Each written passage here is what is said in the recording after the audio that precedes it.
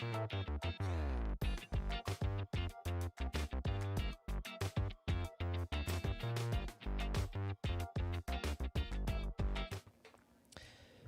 afternoon, pure potential enjoyers. Happy divisional round day to you, especially if you have a team playing that you're rooting for today. I have some playoff best ball teams that I'm rooting pretty hard for, but obviously my actual NFL team was eliminated last week. So hoping for some good games. For my own personal financial interests, I'd love to see a Josh Allen bust game and a loss, and I'd love to see Puka Nacua and Matthew Stafford go crazy in a win tomorrow. But overall, from an NFL perspective, I could definitely get excited about a Josh Allen Super Bowl. I could get excited about Drake May. So a lot of cool football games coming up. This stream is going to run into the start of Bills Broncos. We'll see how far we go into that. But just needed to save a little bit of time this weekend. I was in a wedding yesterday and just been really busy Wednesday, Thursday, Friday, helping out with that and also just like seeing people that are in town. So it's been kind of hectic. And that's why there wasn't a video out. I'm hoping I can get a video out earlier next week because I've already got most of a video written out. So hopefully like Tuesday, I could get something up and then maybe even sneak in a second video next week. We'll see. Now that the off season is kind of here, I can be more flexible about when I post. Anyway, see you guys here in the chat. Love it as always. Carlo Dexter actually had the first comment, but I didn't have the chat thing pulled up, so I can't put his message on the screen. He said 102 or Marvin Harrison Jr. That's a pretty, super duper easy 102 for me. Not very close there. But I see Fresno in the chat. What's up, boys? I see Nico here, 107 or 27 second. Honestly, the way people talk about this class, you think some people would take the 27 second. It's crazy. Obviously it's the 107, but it is a funny question. Appreciate the love for the thumbnail, Goldhorn. It is definitely the question that people are asking right now is what's up with this class? Is it good? Is it bad? Scotty Disco's here. Been in LA for days, yet to see a Rams fan. Scotty, what are you doing so far from home in Los Angeles? You'll have to let us know. Darnold with one oblique. Yeah, Darnold's probably going to be fine. I don't really buy that there's anything serious going on here. I did see somebody like parlayed all of Darnold's unders, like under one touchdown, under 150 yards.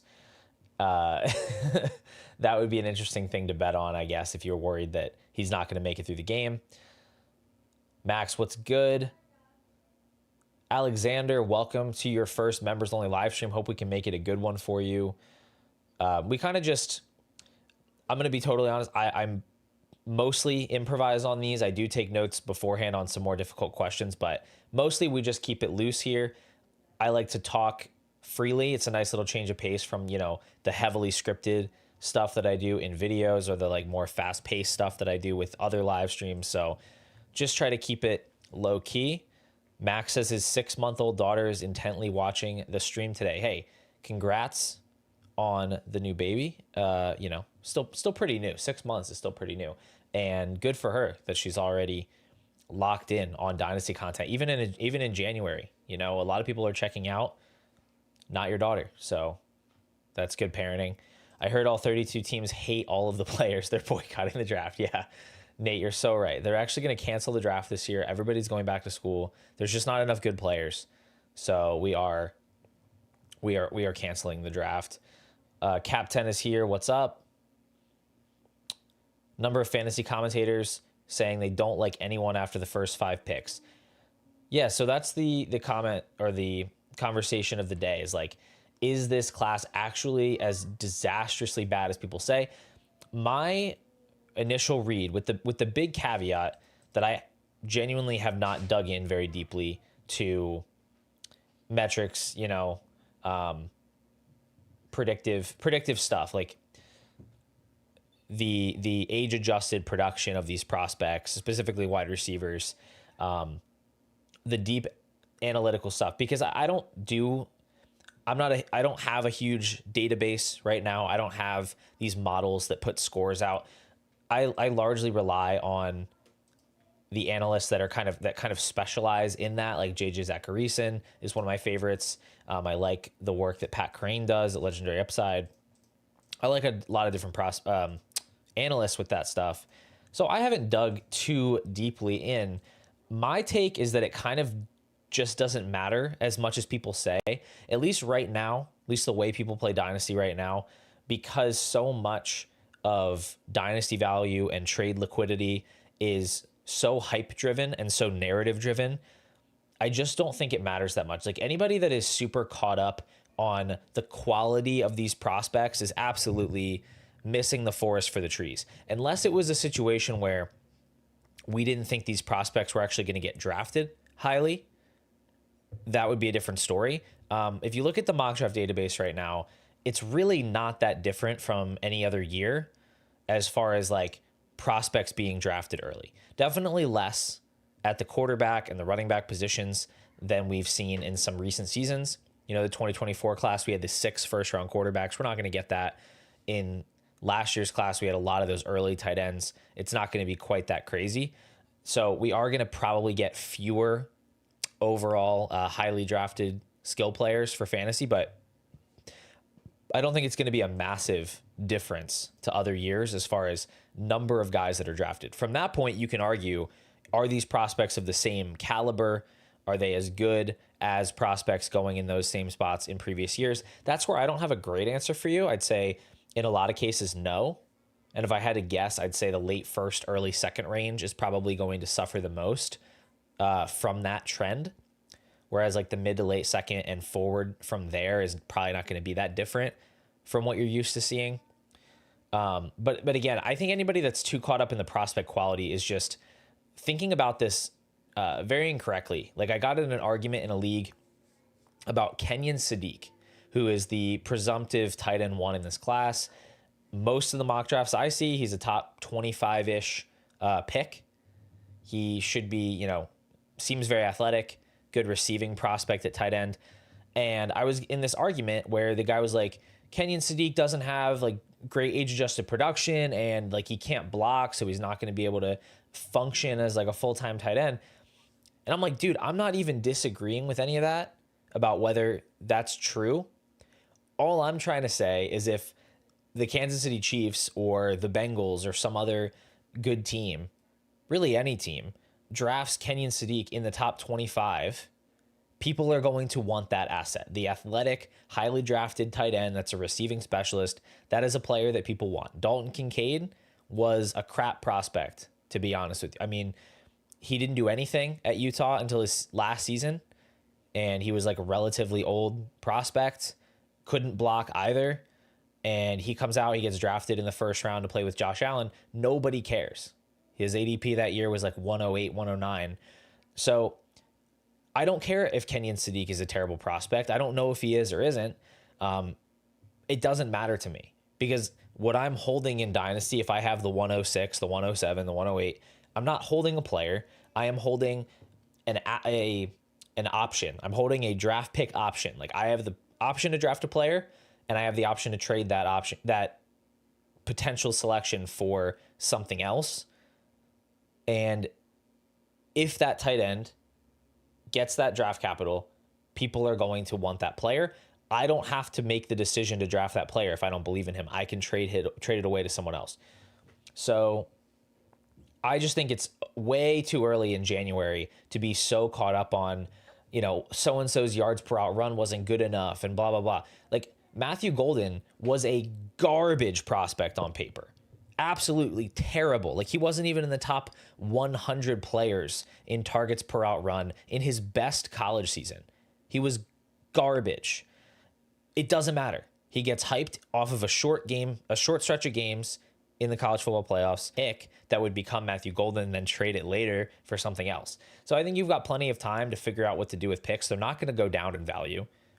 At worst, the picks you currently have are only going to, at worst, they could stay the same value. But we rarely see that. We almost always see, at least on average, maybe certain draft slots become less coveted because of tier breaks. on average, your picks are going to go up in value, regardless of what the class looks like. Are those picks going to hit the same heights as they might in other classes that were maybe a little bit more loaded or just more generally well thought of? Maybe not. But that's also reflected in the current prices of those picks. The picks are available for less than they ever have been. So I'd say really the only place where you're like losing right now as an investor in the 2026 class is if you were buying up 2026 picks really early, like maybe you were doing it last season during the year, or if you were doing it like early in this fantasy season, you were trying to stack up 2026 picks. It's possible you may have been paying a slight premium on what you really needed to pay because the usual hype train for picks is lagging behind where you'd typically expect it to be. But if you've been getting picks recently, if you've been getting them in startups or whatever, you're probably still getting a bargain compared to where they're going to be valued later, even if that's lower than previous years. So that's my take. Again, I think if there is a weak spot in this where maybe you don't want to be as aggressive with the picks is in the late first, maybe early second round range. I think you might be getting a worse quality prospect there than you typically would. And that might be the biggest gap that you'll see between this year and other years. But again, those picks just might be cheap enough that it doesn't matter. Like the live startup draft we did last week or earlier this week, we saw a humongous drop for those late first round picks where I literally had to tell the people drafting, like, why aren't we taking rookie picks? Did you forget you could take rookie picks? Like, why is Parker Washington off the board? Why are all these terrible players, Rico Dowdle, going over the 110 or whatever? And then there's multiple people in the comments of that video saying, no, it's actually fine that all these players went ahead of the late first because the class is bad. So depending on the league, even those picks are probably fair game to go out and buy. And just in general, I'm leaning into the perception of this class being bad. When will people give up on Harrison Jr.? I would say after next year. We're looking at year 3 for Marv next year. You know, we saw this year 3, Michael Wilson, Parker Washington, obviously much better prospect, JSN, really take that huge step. Quentin Johnston took a step forward. So I think people are going to hold on for that year 3 breakout, and it could happen. I don't think it's going to happen to the degree that people hoped for as far as the high ceiling, the really, really high ceiling. But I don't think it's impossible that we get to the end of 2026 and Marv is more valuable than he was, you know, than he is right now. I think that could happen. Austin, what's up, dude? I know this is late. I see you're here now. What would you add to 104 to get 101? I mean, probably like an early second, like an early 2026 second, if you have one, I'd happily do that. I don't have a great feel right now for how much further I would go because, I mean, Love is clearly the best player in this class, best prospect for Dynasty. At 104, though, I still think there's a good chance you could get a Tyson or Lemon there because I think in a decent percentage of leagues, Fernando Mendoza in Superflex, I mean, is going to go top 3. I just think that is always live in Superflex because you just get people that need a quarterback and they're like, well, this guy went first overall. He's won the Heisman. I'm just going to take him first. I'm just going to take him as high as I have to take him in this draft to get a quarterback. I saw that with Cam Ward last year. For a lot of rookie draft season, his ADP was like 3rd. Sometimes he was going ahead of Hampton, sometimes ahead of McMillan. So yeah, I think the 104 could still be a really good pick, even if we don't love the landing spot for one of these top 3 wide receivers, or if we decide, you know, actually Carnell Tate isn't a good enough prospect to be in the same tier, you still might get one of the 2 best wide receivers at 4. So I do still like that spot. But yeah, early second round pick I'd be comfortable doing right now. Just to continue here with some more stuff I had written down. This is a little bit unorganized, so I apologize. Again, I don't think it matters exactly how good the prospect profiles look. If you think about, I gave Matthew Golden as an example. Another one would be Kadarius Toney. Horrible quality prospect. gets the first round draft capital anyway. He actually was faded a lot more in rookie drafts compared to somebody like Matthew Golden, because he was viewed as more of a gadget player, but still adds another guy into the class. If you remember RJ Harvey last season, he was considered somebody like maybe a priority target in the third round of your rookie draft. Like, oh, really interesting sleeper prospect you could get late. And instead, RJ Harvey jumps into that first round ADP because he goes in the second to a good landing spot. So we're still totally live to have potentially multiple prospects that nobody is talking about right now garner a ton of hype, move up the board. Jaden Reed was another guy like this. Move up the board and become super relevant, super popular sleeper picks. People are really underestimating the possibility of that happening. Like, there are a ton of players in college. I don't care how active you are scouting these guys, you are going to miss on some names that the NFL could potentially land on as high-end picks. We're already seeing a guy like Emmett Johnson starting to garner a little bit more attention as an interesting running back prospect. Jadarian Price is becoming a riser, where he was sort of interesting before, and now he's like the second or the third best running back in this class. It sucks that we lost Dante Moore, just because it removes another guy from the early part of drafts. It sucks that Justice Haynes went back to school. So yeah, these are things that are unfortunate, but it still doesn't. It still just doesn't matter as much as the market thinks. Yeah, Nico, you're absolutely right here. There's a huge fall off at quarterback, and that has made the class worse. But you look at like 2022, like the Kenny Pickett year was even worse, because the best quarterback you had in that class was Pickett, and he was like in the 20s. And then there was no other quarterbacks worth taking for a long time in those rookie drafts. You still had quality players like throughout those rookie drafts. I can't say I can like one-to-one compare how strong each prospect was versus the others, but yeah, like you still had a lot of good options. Being weak at one position in particular isn't the end of the world. We're probably still going to see Ty Simpson get good enough capital that he's at least a consideration somewhere in the second round of rookie drafts. So that's another name worth considering. Yeah, 2022 vibes. Ayo Luan, who do you like for today's games? I personally do think the Broncos win. I just think that Josh Allen playing hero is only going to get you so far, and you're playing a much better defense in Denver than you were against the Jaguars. It's an away game. I mean, the other one was an away game, but like Mile High is just a difficult place to play. They're coming off the rest game.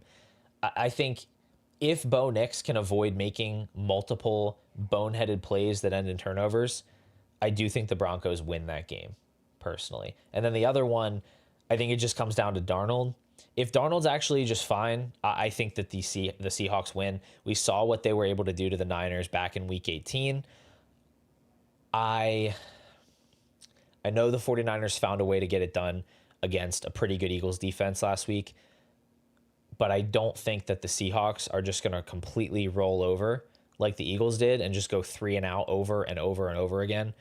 So if the Seahawks get out to a lead at any point, I think it's going to be hard for the Niners to get back into it. So I'm going to be really chalky and just take both of the 1 seeds today, but I could see either game going either way.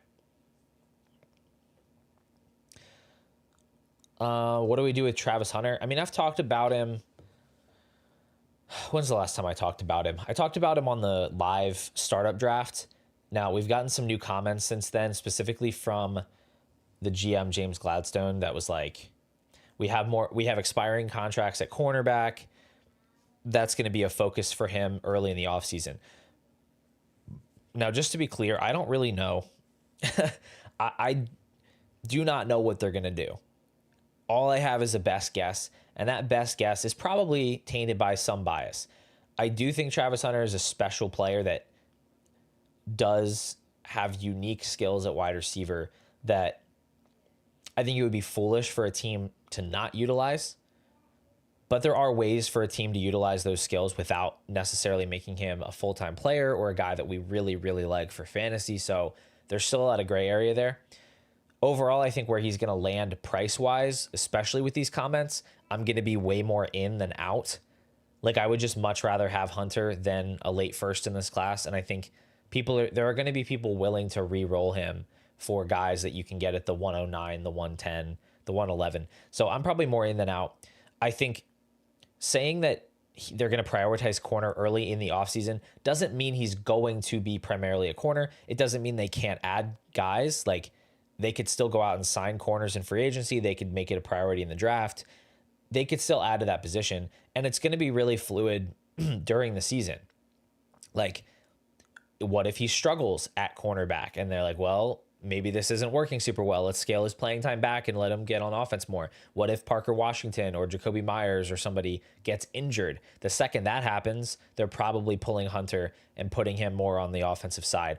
And I think at any time that he does get extended run on offense, you're actually giving yourself there's actually an opportunity that he could show out so well that just doesn't reverse. And that would open the door back up, because I don't think any of this is happening at all if he didn't get hurt, and then open the door for the Jacoby Myers trade and for Parker Washington to break out. So ultimately what I see is a chance to bet on a really talented player that has a really, really wide range of outcomes at a price that's not going to crush you either way. Like, you could draft a guy in the late first that does absolutely nothing for you and your team can be fine. So yeah, I think anybody that claims to have like a good feel for how this is going to work out is just kidding themselves and is way too confident. I certainly don't feel that way. But again, I really do want to buy into the talent more than anything. And I think it's just as stupid to say he's definitely going to be a full-time corner as it is to say he's definitely going to be a full-time wide receiver. Like, we really don't know. But I do know that their plan for him was to be primarily a wide receiver the last time that he was healthy. And so I do think that does matter a little bit. All right. Given this quarterback class, which backup quarterback do you think will start next year? I think there's a lot of candidates for this. I think Kirk Cousins has a really good chance to be a starter next year, whether that's for the Falcons or he gets released and he starts for the Vikings or the Browns or somebody else like that. I'm trying to think of another one. The Jets. He could end up with the Jets. I think there's a lot of places that Kirk Cousins would make sense as a bridge quarterback. I think Malik Willis is maybe the most interesting wild card. I have no idea what the rest of the NFL thinks of Malik Willis. I personally would not want my team to sign him to be a starter, because I kind of think he is almost entirely manufactured by Matt LaFleur calling plays. I feel like he just knows how to get the most out of Malik Willis. If somebody else felt like they could do that, then I guess go for it. But I don't know. I don't know which team has a quarterback opening with a play caller that's as creative as Matt LaFleur. I'm trying to think of teams that need guys. Like if Mike McDaniel was still in Miami, like that could be kind of a fun one to bring him in, let him work with Achane in the backfield. Like that would be super dangerous. But that's not the case, obviously. If Jeff Hafley, though, if we see the defensive coordinator, Jeff Hafley, get hired as the Dolphins head coach, he might bring over some other people that he knows from within the Packers organization. And at that point, it might just make sense with the familiarity there. Obviously, he's a defensive coordinator. He wouldn't have worked with Willis directly, but if there's other players from Green Bay coming over, other assistants and stuff, it could actually make some sense to bring in Malik Willis, and maybe you have a competition with him and Tua in training camp. That just feels very plausible to me. Marcus Mariota is a possibility. He's also a free agent, and there's not a lot of options out there, so I could definitely see that. Mac Jones is the most popular name that gets floated around. I personally do not think the 49ers have any interest in trading Mac Jones. So unless some team is going to fork over like a second round pick for him, which I struggle to see happening, I just think Mac Jones is back in San Francisco as the backup because he was just so clutch for them, kept them alive in the playoff race the whole time. So I think they want to keep Mac Jones. I don't think they're just going to send him off for a third round pick. that sounds more fantasy brained than anything. He's on a really good cost controlled deal for next year. So those would be my guys. Malik Willis, Marcus Mariota, Kirk Cousins. I want to be stashing those players. I do think there is a non-0% chance. I don't know if I'd call it high, but I think there is a non-zero chance that Deshaun Watson returns to be the Browns starting quarterback in 2026. Pretty gross player to roster for many reasons, but if he's on waivers in a Superflex league, I do kind of think he's worth picking up. What would you do with Xavier Worthy? I would just sit on him right now. He tore his labrum in week 1 of the season. I think it was his labrum. He got surgery on something, and it was something with his shoulder that got hurt week 1. And he played through it basically the entire year. That doesn't mean he's guaranteed to do anything. I wasn't like crazy about him as a prospect at all, but he showed flashes in year 1. Rashee Rice could go to prison or get cut or anything. Like, we have no idea. So right now, with what Xavier Worthy is worth, there's just no point in trying to sell him. I would just hold on to him, see what happens. He's going into his year 3. Again, year 3 breakout is possible. So just a spot to be patient. Genuinely, what do we think Pickens does this offseason, Cowboys or elsewhere? Yeah, I absolutely think George Pickens is back with the Cowboys. I don't think he absolutely thrived with the Cowboys. Their offense was fantastic. They can find the money to sign him, and if they can't, they can franchise tag him. They're not just going to let George Pickens walk out of the building. Teams just don't do that with wide receivers that good. As far as what his value does, I mean, I have him the way that I have him valued is like over 90% probability he's with the Cowboys. If he was on a different team, it would really depend to me what team it was, but I think in a lot of situations he would lose value for me. Like, I much prefer George Pickens as the wide receiver 2 in Dallas as opposed to the wide receiver 1 in Tennessee with the Titans or something. I don't want that. I think people get too caught up on the like, oh, he's the first option versus the second option, not realizing that like Dallas is probably going to throw the ball 150 more times than the Titans and probably throw for 10 to 12 more touchdowns. Like, it's not the same thing. You're not comparing apples to oranges there. So I would rather him be in Dallas than almost anywhere else. Will Mike McDaniel be a head coach or an OC? I don't know. I think there are probably enough teams offering head coaching jobs that he'll end up getting one. The Raiders could be fun, but I don't really know. There was a report that he would be open to taking a really good offensive coordinator job. I know he's going to the Cardinals, or not the Cardinals, sorry, the Chargers to interview for OC. That would be freaking amazing for your Chargers players that you have. But yeah, I don't really know. Austin, stop being a troll, please. I never said he was a better football player than Jordan Addison at any time. Jabulani, Eagles next OC. I have no idea. I don't even know, other than Mike McDaniel and Brian Daboll, who we have interviewed. I would love Mike McDaniel. I don't think I would love Brian Daboll. And I don't really know who else is out there right now as an option. I'm kind of cool to just let them figure that out. All right.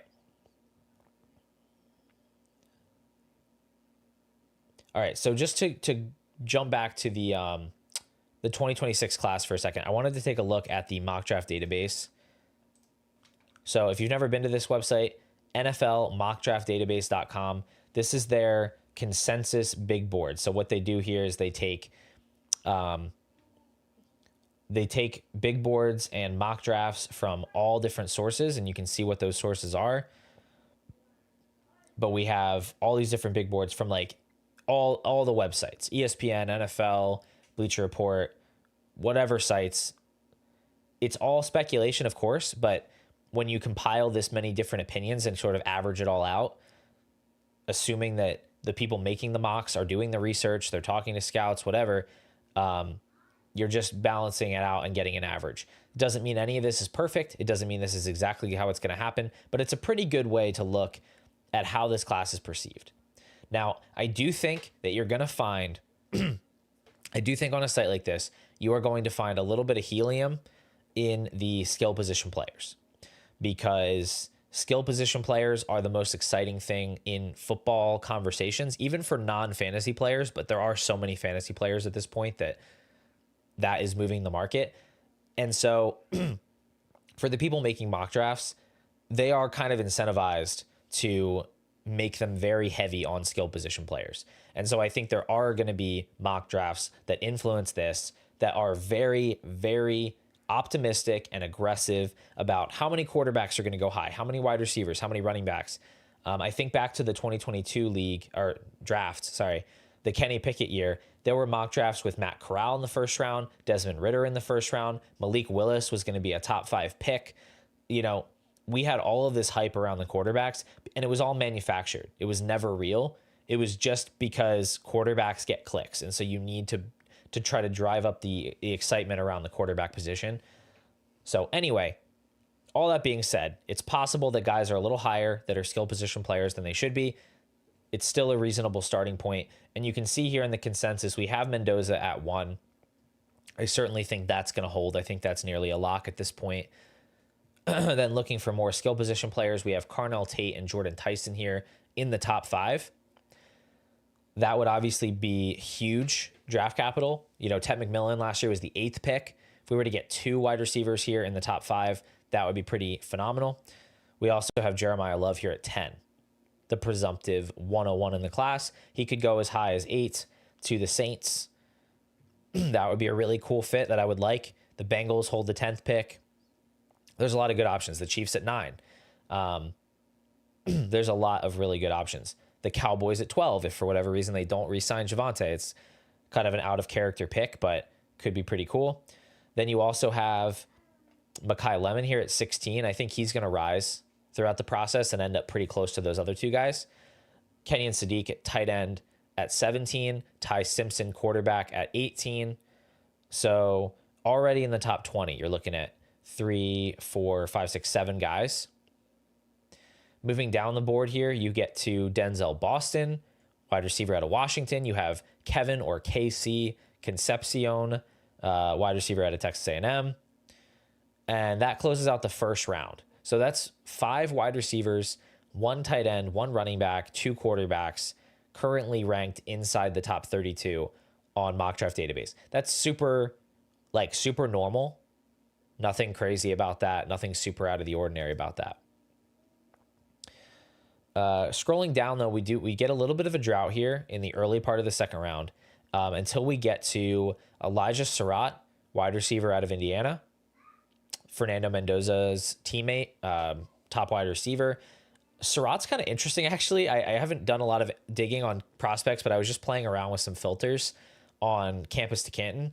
And Elijah Surratt actually has 3 of the best receiving yards per team pass attempt seasons for any of the relevant wide receiver prospects in the last 3 classes. So going back to the Neighbors Marvin Harrison class with Adunze and Ladd and those guys, with last year's class, McMillan, Ibuka, Golden, Burden, and then this year's class, all the guys that are in the top 60. Looking at all those prospects, Elijah Surratt actually has 3 of the best receiving yards per team pass attempt seasons, 3 of the top 12 or something, which I thought was interesting. Certainly not at a major high volume offense in Indiana. And he has some flaws to his game. He's not super fast, but he's an outside receiver, can play X, and he's had strong touchdown production, per route efficiency. I haven't heard a whole lot of buzz about him, but apparently he's got this mid-second grade. He could be an interesting player that ends up being a huge riser if he was to land on a great team. If the Patriots took him in the second round, you could see him jump up to being a borderline 1-2 turn pick. You have Chris Bell out of Louisville. He tore his ACL because, of course, he did. This class just takes hits all over the place. He could still get drafted high, is the understanding that I have. Teams are still in on him. Then you have this Trinidad Chambliss guy. I know nothing about this player, but he's the Ole Miss quarterback and currently 48th on the big board. More wide receivers, Zachariah Branch, Chris Brazzell. Definitely the strength of the class lies at wide receiver. at least in terms of quantity, if not quality. You get to Jeremy Bernard, who I think is a bit of a gadget player here out of Alabama, but regardless, there he is. You have Cade Klubnik, quarterback out of Clemson. I don't think we're going to be too excited about any of these other quarterbacks, but if one of these quarterbacks, like think about Tyler Shuck last year, right? Tyler Shuck sneaks into the second round. Even Jalen Milroe sneaks into the third round. Again, they're at least guys that exist within the rookie draft ADP. They can push guys that you want down to you, even if you don't want them personally. So you do have Klubnik. Drew Allar is still, in there somewhere. We'll see where he goes. And then you finally get to some more running backs here at the edge of the second round to the third round. Jadarian Price, running back out of Notre Dame. Jonah Coleman, running back out of Washington. These are probably your second and third best running backs in the class. I don't know what order they should be in, but yeah, they're definitely guys we want to be interested in. We're going to be hoping and praying they end up in the second round.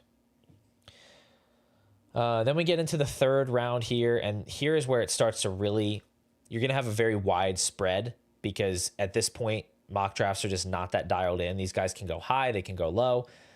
But just if you want to learn some more names, we have Malachi Fields, wide receiver out of Notre Dame. We have Eli Stowers out of Vanderbilt. We have Max Clare, who could be Clare and Stowers are both potentially the second tight end in this class. You also have, Carson Beck, another quarterback here. Like, I think there's decent odds that one of these quarterbacks, Allar, Klubnik, Beck, Chambliss, one of these guys ends up getting, someone throws a dart in the second round on them. And that's going to be interesting because they could be projected as a week one starter, and people are going to be interested in that. You have Antonio Williams out of Clemson. You have Michael Trigg, another tight end. Omar Cooper Jr. This is the other Fernando Mendoza wide receiver, more of a slot guy, I believe. You get to Drew Allar. You get to Nick Singleton. Nick Singleton here used to have a lot of hype behind him. I think it's possible if he tests really well, people could sort of talk themselves back into Singleton. Like, look how good he was early in his college career. He's a super good athlete. Like, just get him to the right team and he can come through. I think he's going to be a riser depending on where he gets drafted. You also have his teammate Katron Allen, who's very much like a two-down grinder type, but regardless, could be relevant. And then you're getting into the fourth round here. You've got another tight end, actually Kenyon Sadiq's backup, Jamari Johnson. And then after that, I don't know a lot of these names super well, but yeah, that's just kind of the layout of the class right now. And again, still a lot of names here in the top 100, and could still see more names jump into that mix, along with maybe some day 3 running backs that are going to get decent landing spots. Like it'll all come together, I think, at some point. We do have the game starting here shortly. I'm going to try to pull it up, and I'm hoping it doesn't lag out the stream. I think that my internet is good enough, just so that I can pull this up on the side here. I am a little behind, so I'm always behind, so don't spoil anything, but I'll get to some of these chats here that I see now that I'm done naming players. Okay, come on.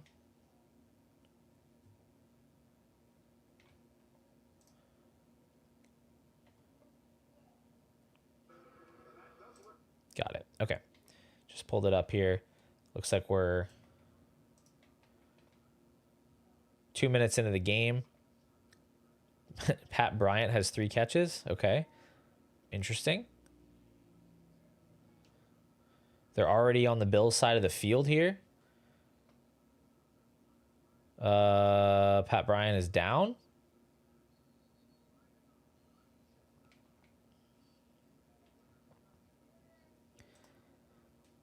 Papacino, I think it's very possible that this is a pretty similar class to 2022. Yeah, I think,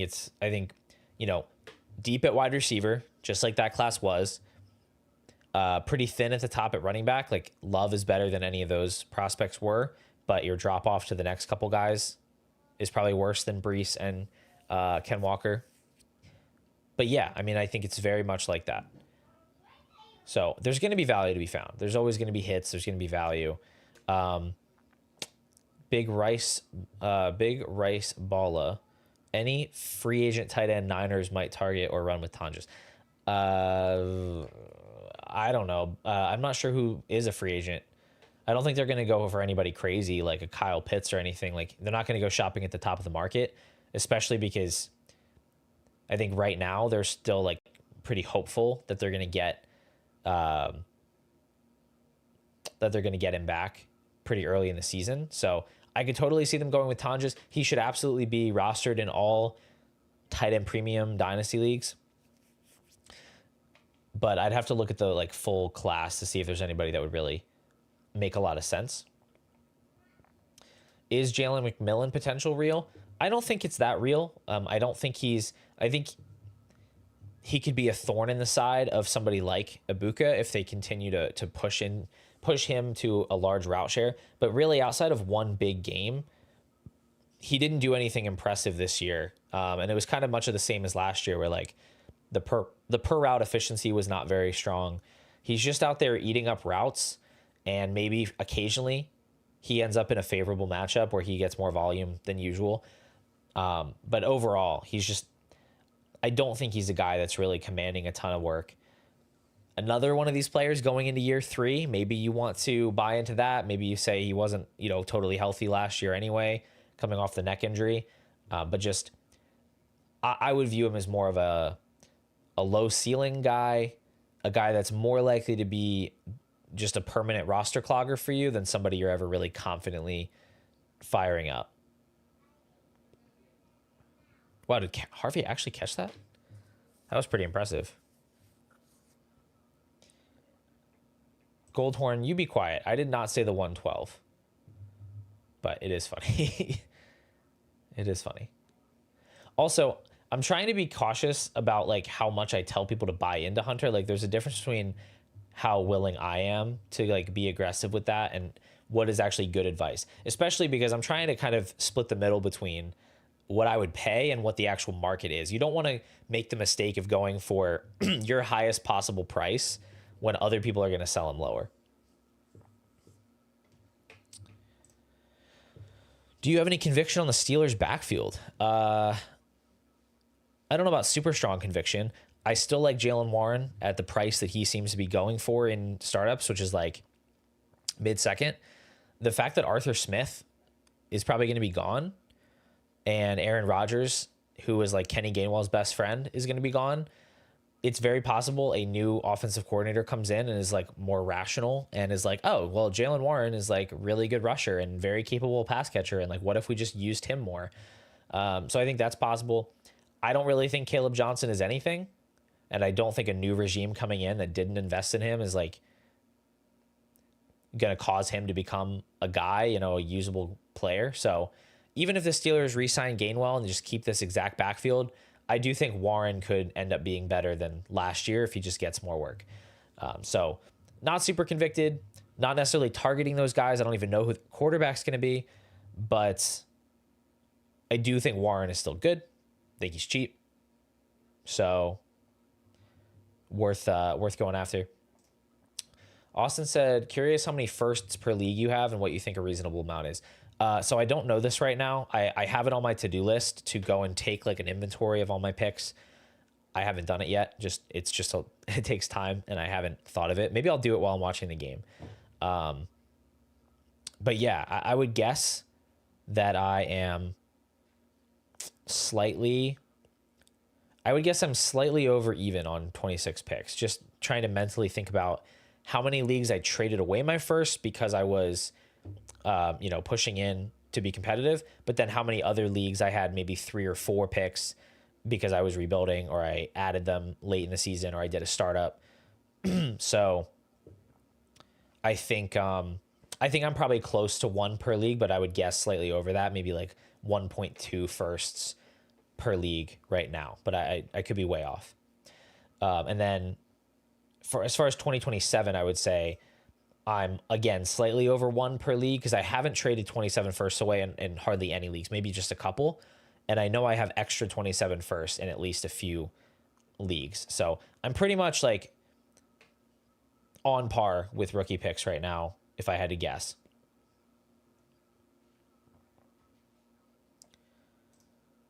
Are you moving Breece, Charbonnet, and Sean Tucker for a 27 and 28 first? Yes. Yes, 100%. I see what you're saying. One quarterback league, 14 teams. I would still do it because Charbonnet and Sean Tucker are just so not even close to worth a first. And I'd say Breece is maybe slightly more valuable than a random 27 first in a 14 team one quarterback league because you take those quarterbacks out. But yeah, when it's 2 firsts, that's more than enough for me to go ahead and pull the trigger on that. Oh my gosh, fumble. Who's the flag on?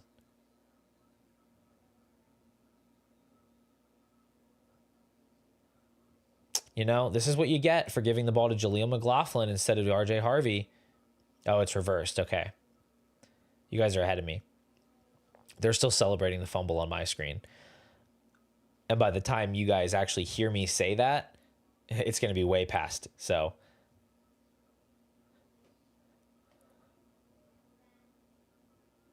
all right. I'm rooting for Denver here, so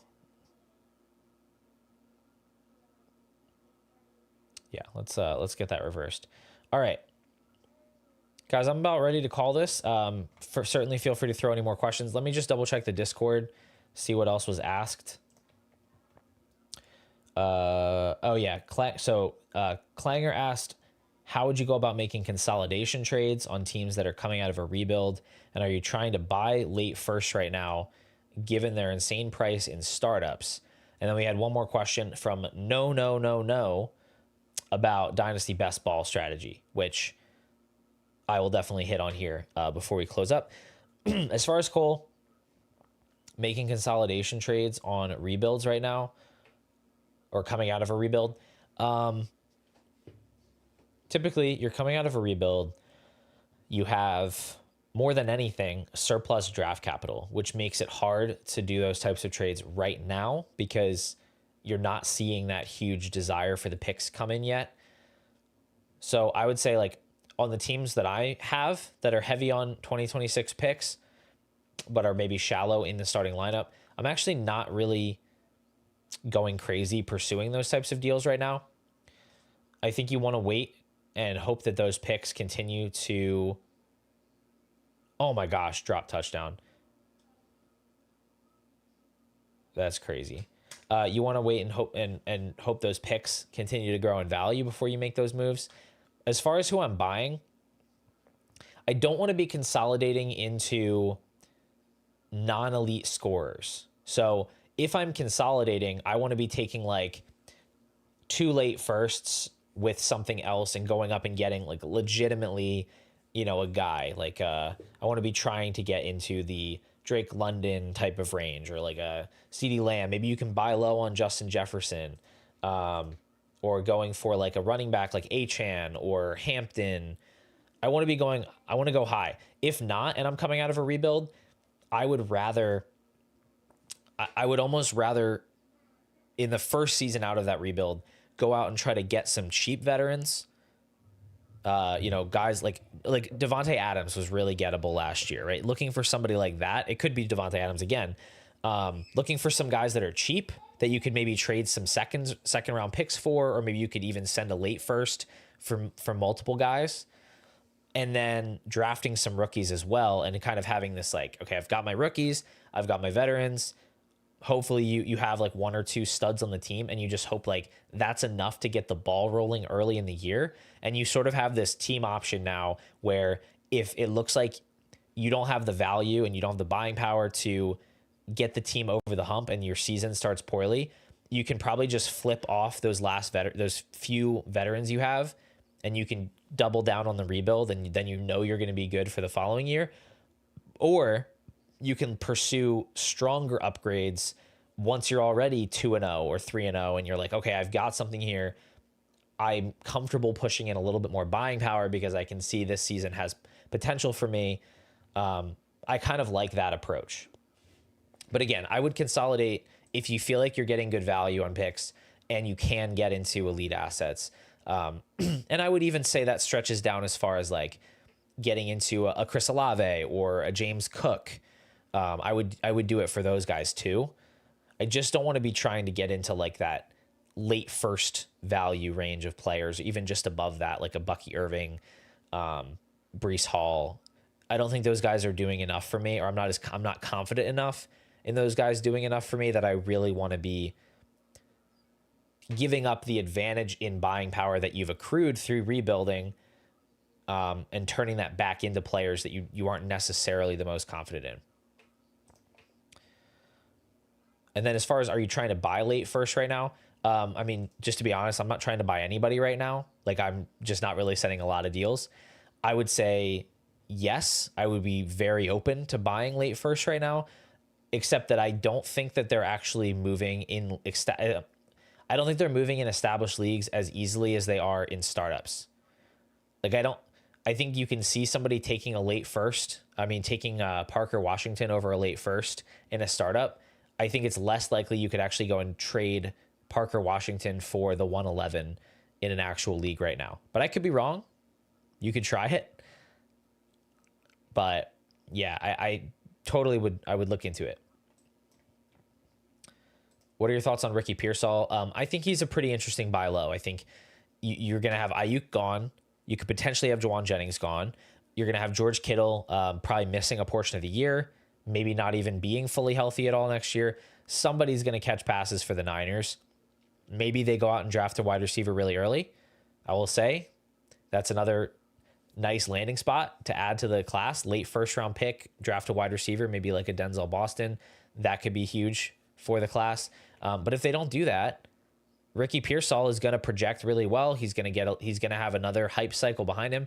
And I do think he's pretty decent. Like, when you look at the games that he's been fully healthy, not immediately off of a PCL injury or whatever, he has produced. Like, he's giving you 80 yards, 90 yards in those games.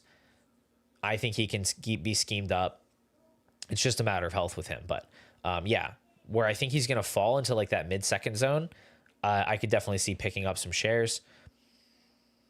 Last question before I hit the best ball one and then get out of here. Is Harvey riding the hype of a rookie running back when really he's 25 years old in 2026 that hasn't popped despite a massive opportunity?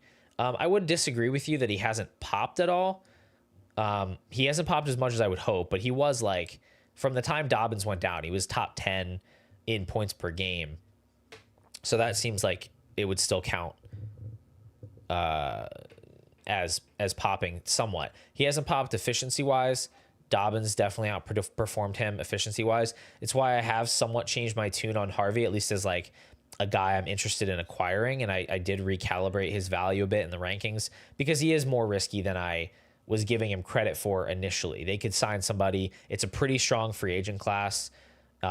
It's not a very strong draft class, which is good for him. Oh my gosh, James Cook. It's not a very strong draft class, which is good for him, but they could sign somebody like an Algier or something, and that could hurt because he's not a good man or gap runner, and it seems like the Broncos want to do a lot of that. He's a very good zone runner, at least from what I've seen in terms of his success rates, and he's a very good pass catcher. Like, he's a skilled pass catcher. He's good in the open field, I think. So do with that what you will. But yeah, he definitely has some risk behind him. I still think he is a rookie running back, and yes, he's older, but you're still adjusting to a totally new league. You know, bigger players, faster players, like more complicated playbook. Like, you're still learning that stuff. So I think you still got to treat him like a rookie more than a veteran, even though he's older.